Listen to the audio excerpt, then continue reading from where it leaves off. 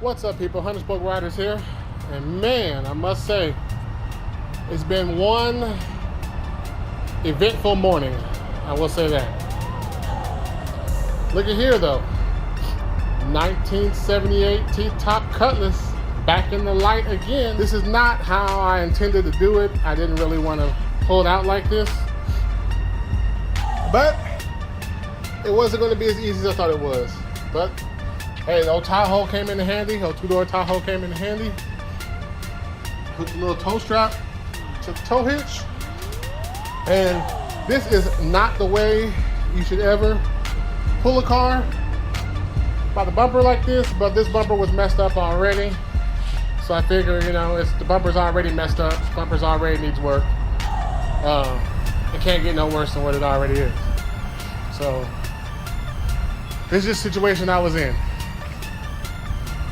I thought it was going to be an easy morning. My game plan, I thought it was going to be just I'll put some air in the tires because the Cutlass was back there by the wall. But anyway, I figured I'd put some air in the tires and just push it on out there. Just push it on out the backyard. Of course, I put the air in the tires and leaked right back out again because all four tires, the valve stems, all the valve stems are broken and leaking. The valve stems are leaking air. So it sat back there for so long, the sun disintegrated all four of the valve stems, which is crazy to me. And it was leaking air, so putting air in the tires and pushing it out was not an option, but I was so determined in getting this out of there. I was not going to be defeated.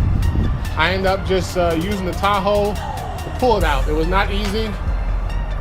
It was a one-man operation, so I had to pull a little bit and turn the wheel and check it and finagle it in between the gate and the wall and in between the ElCamino. But hey, I got out there with no damage, so it's good to go. See, things don't always happen the way you plan. And there was I forgot to say, while I was doing all this, as soon as I got the Cutlass like halfway out the gate over there, it started downpouring rain. It's crazy. It just started downpouring rain. And that kind of, I was like, whoa. I still worked through it. It was like, my younger brother, he loved it. He loved rain. That was his favorite time when it would rain. He used to walk around in the rain with the umbrella out here in the front yard. Every time it rained, he loved rain. So it was like my brother looking down at me saying, hey, pay attention to what you're doing. You're pulling the Cutlass. You're pulling the Cutlass with my old Tahoe. Pay attention, you're almost about to smack the wall. It was funny too, because right when it started downpouring rain is when I had the front bumper. It was getting real close to this gate here. And if I would have kept on pulling, it probably would have hit the gate and messed up the other side of the front bumper. So it was just kind of crazy and kind of ironic that it just started downpouring rain right as I was, about to mess up pulling this Cutlass. Because I was just pulling a little bit at a time because I didn't have nobody in here steering. I just pulled a little bit, turned the wheel, pulled a little bit. So I just thought it was crazy. It just started raining. So it was almost like a sign. Like he was telling me, hey, pay attention to what you're doing. And sure enough, I stopped, slowed down, had to jack the car up, the front end up, and wiggle it, push it over more so I can clear the fence. And I slowly but surely pulled it out of there, a little inch at a time, a little bit at a time. I thought that was kind of crazy though, how it just, and now it's like, as you see, it's sunny, not a cloud in the side. It just rained real quick, right when I'm talking about straight downpour. Right when I was about to start, right when I was about to mess up and scrape this side of the bumper on the side of the wall over there. So right when I was about to mess up, that's when it started raining. Kind of crazy. What's up there, people? Spoke Riders here. And let me show you where I'm at with this whole Operation Backyard Cleanup ordeal. There's been a lot happening. It's been happening every day. It's been happening real fast, so I just really ain't had time to film every little step. But I'll show you where I'm at right now. As you see, all that wood is gone. And I've been attempting to kind of level this ground out because it is very uneven. But This is where I'm at with it. At the back porch cleaned off. And here's where I had to switch gears and take advantage of bulk pickup that's gonna be happening pretty soon. You see, got all this cleaned up. Well, not really. I still got a lot of stuff right here, but this is all the stuff other than this car. Eventually, my goal is to get this car out of here. I do need the floor out of this car and a few more key pieces, but pretty soon I want to start getting down to getting rid of this parts car. And what you see here is the hood of my ElCamino. So there's all these parts here, it's all ElCamino parts. But a lot of stuff has happened, and I'll show you what. It does look a little different over here. That's because I've been on a mission to try to move these cars out. This is my frame. Me and my brother was working on my hopper frame that's been fully boxed in. This frame is like 75% done. I need to get back on it. But as you see, the lowrider Pontiac Grand Prix is not in this spot. It has been moved. I've been moving them out one by one. It's been a very tough battle to do this because, of course, all the tires are flat and the cars are pretty tightly packed up in each other. So I still got to clean that corner up. So I'm still working on it, man. I'm getting there. But just this right here was a big task. I'm doing this all by myself. As you see, Pontiac Grand Prix has been moved up. I have access to it now. And of course, all four tires, all four tires are flat. These are the rims and tires for my ElCamino. The rims for the ElCamino. This Pontiac Grand Prix is rough. But hey, more on that later. Just getting to this point has been pretty rough and pretty epic for me. I've been using my Tahoe to pull a lot of this stuff out because it's been on flat tires and I just can't push it. But so far, the Caprice, I got a battery for the Caprice and just drove it over there in that corner. And so far, what has seen freedom has been in the backyard is the ElCamino has seen freedom. And the Oldsmobile T-Top Cutlass has seen freedom. And lately, this Tahoe has come in so handy because I've been needing to use toe straps and pull some of this stuff out, so I'm doing it by myself. It's taken a lot to get to this point, but I'm just chipping away at it every day. Every day I have a goal set of something I want to get accomplished. And so far, step by step, I've been accomplishing my goals every day. This is, for me, this is epic to get this Grand Prix drug out of here. I'll talk about that more in depth later video. This is the 79 Cutlass. I'll talk about that in depth in later video. But today's journey and today's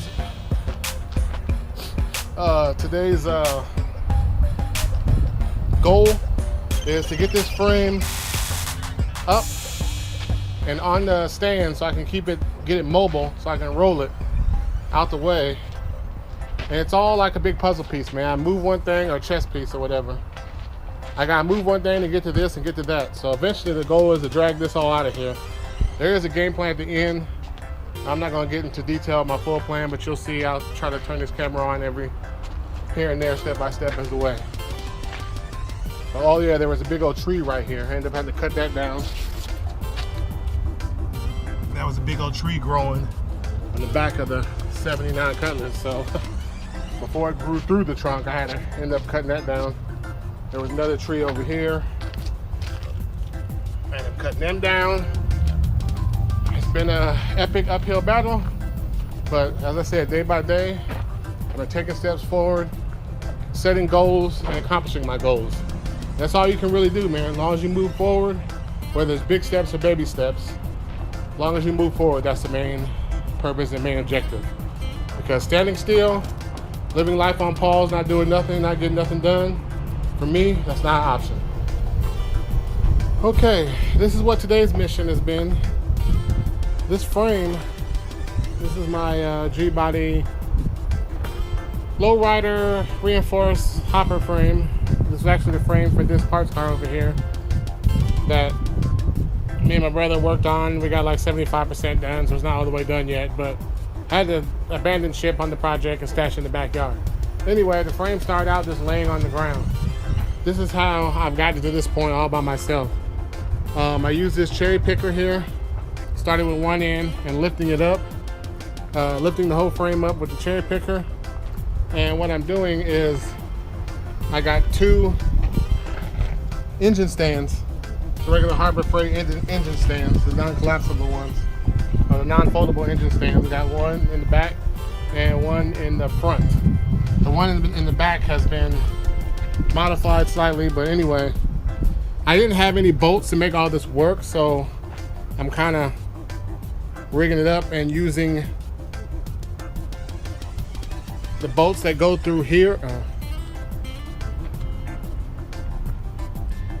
These bolts right here, I didn't have these bolts long enough, but I had these long threaded studs. So I'm just using these for bolts to hold all this together. I didn't really feel like running out buying no bolts since I already had this here, and it works. So with this setup, I'm gonna move this engine hoist. I can bounce the frame on these 2 engine stands, and I'll be able to spin the frame around like a rotisserie. That's how I sandblasted this frame the first time. I know this frame looks hella rusty, but it just needs sandblasted. It really needs finish, but this is what today's mission was. This is what I've been doing all day. Getting this frame,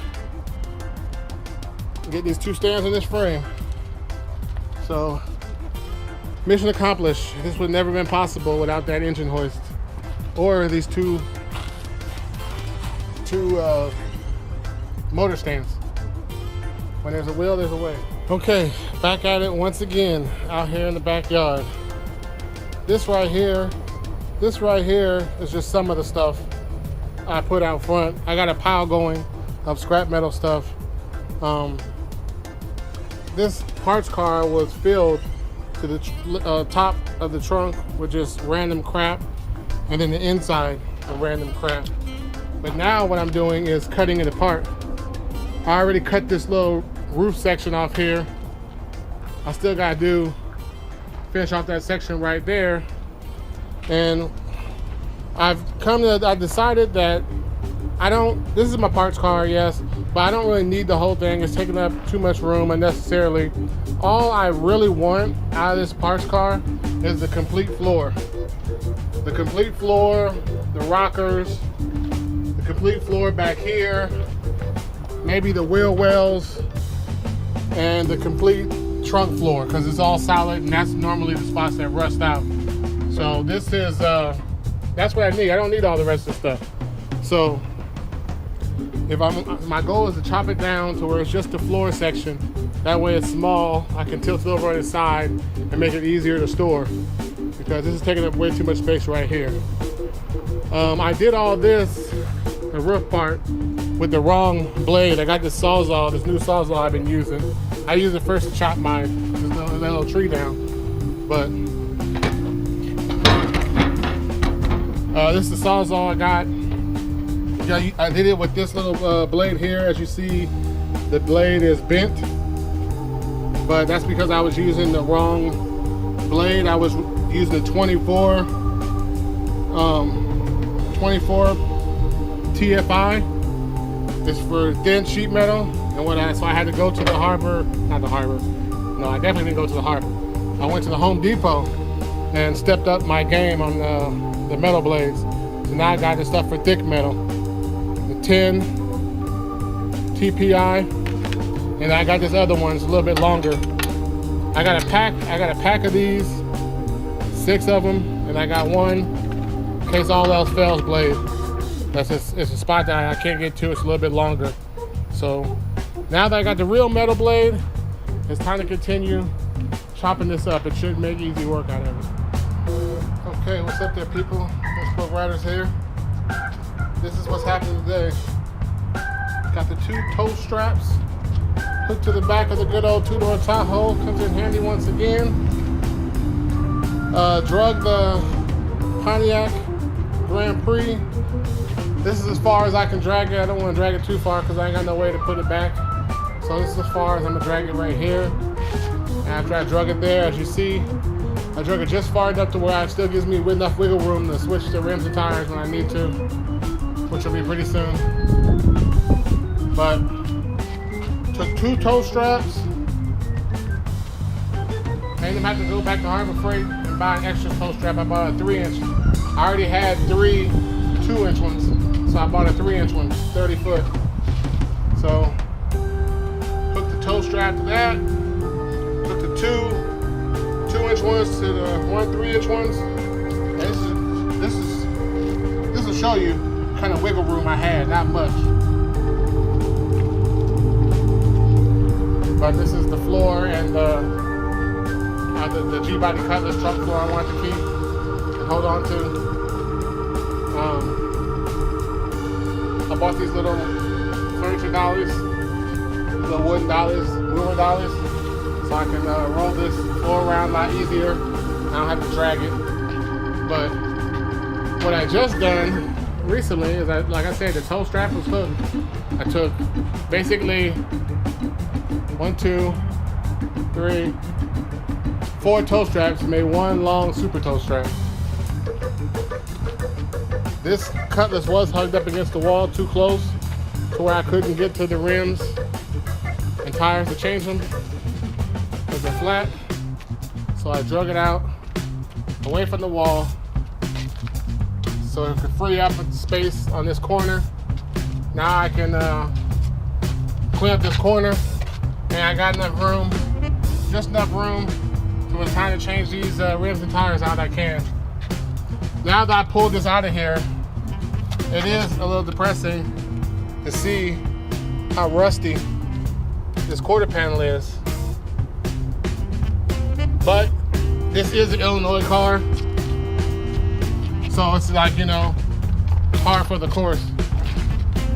Can't complain with a rusty. Most all Illinois cars are rusty, so I'm gonna try to save it though anyway, because this is my brother's first car, so I'm not gonna ditch it. But it was kind of depressing to see that bottom of that quarter so rusty. This quarter, I'm not worried about this quarter because this is a quarter actually came from Arizona, so I know it's all good. Back in the day, my brother got hit, and so we ordered a whole quarter of a car from. I ironically ordered from Desert Valley and shipped it all the way to us. So now I got room. Look at this. Got the little. This was from that tree that was growing damn near through the back of the Cutlass. So now I got room to play with. I'm gonna come back tomorrow and clean this corner up, clean this up. This is just the amount of room I needed to continue on my mission and what I'm trying to do. So one step at a time, it's coming together.